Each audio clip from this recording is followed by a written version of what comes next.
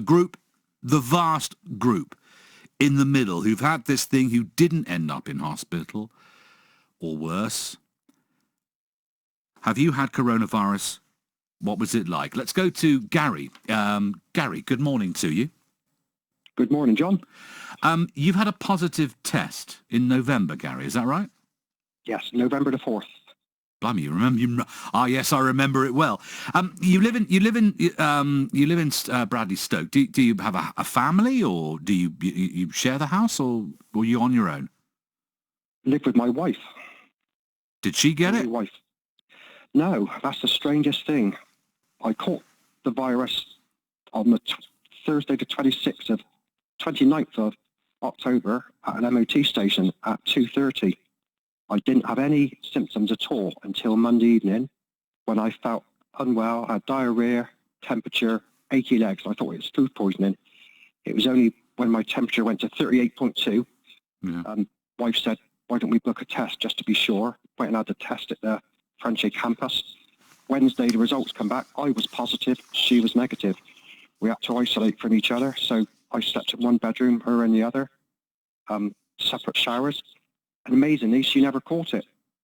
But for me, it was bad. I didn't like it at all.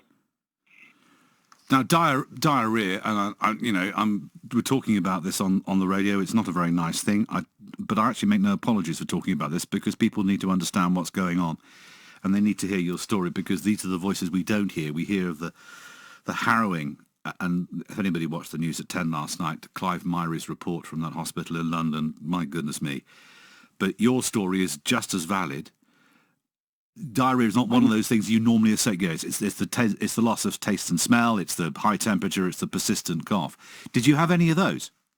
I had none of those. I had a temperature, no cough, no loss of taste. I only lost my taste after about 10 days. And only then did I lose the taste for about 4 days. It came back, luckily, because I was eating food. It just didn't taste of anything. I didn't have to have sugar in my tea or coffee. But it was only after about 4 days, after that 10 days, the tea tasted horrible, so I had to put sugar in it. But since then, I've been out of breath. I've been really knackered. It's horrible. I just feel fatigued. I go to work all day still. I'm a turf farmer, so I'm out in the fresh air, which is great. But when I come home, I have all the plans, all the jobs to do, but I'm just too tired.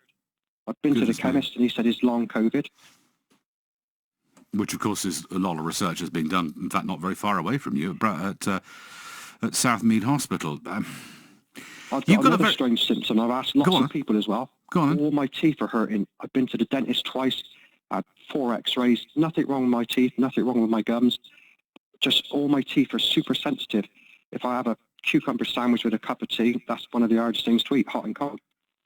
I've asked lots of people. No one else seems to have had this. But I've never had it in my life. So that's sensitive to the extremes of temperature, so the coldness of the cucumber and the heat of the tea. I think it's COVID related, yeah, most definitely. Wow. Gary, thank you for sharing your story. You take care of yourself. Thank you, John. Bye-bye. Gary there in Bradley Stoke. Physical job he does, knows exactly when he got it, knows exactly when he was tested positive. Wife didn't get it, and now can't eat cucumber sandwiches or drink tea because his teeth hurt, amongst other things. 08000